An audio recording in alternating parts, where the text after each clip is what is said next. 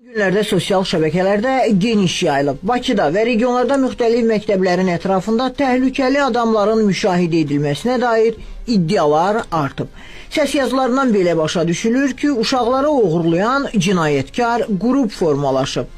Qara maşındır, arxa və qabaq nömrələri yoxdur, arıq hündür deyir, oğlan sürür maşını, bir neçə deyir, belə qadındır. Amma burada Hüsanda biz dəli olmuşuq. Gör, neçə gün məktəbdən uşaqları oxuyurlar.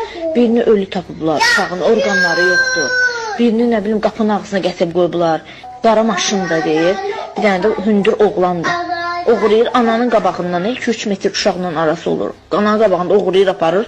Bu səs yazıları o qədər sürətlə yayılıb ki, hətta məktəbli uşaqların valideynləri də təşvişə düşüb.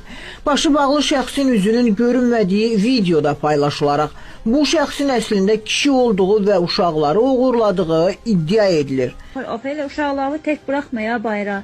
Məktəbə zada, da əməli başda bu xaçmaza gəliblər uje. Hər formada gəzirlər, polis formasında gəzirlər, başqa cür formada gəzirlər. Qara bir maşındır, arvadlıdır, arvadlar çoxdur.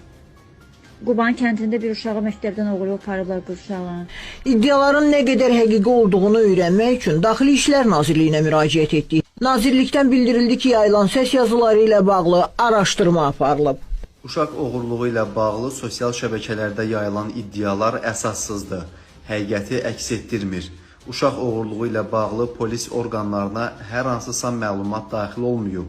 İddialar araşdırılıb. Qeyd olunan ünvanlar üzrə bu halın baş verməsi təsdiqini tapmayıb. Daxili İşlər Nazirliyindən onu da əlavə etdilər ki, vətəndaşlar diqqətli olsunlar, əsası olmayan belə məlumatları paylaşmasınlar.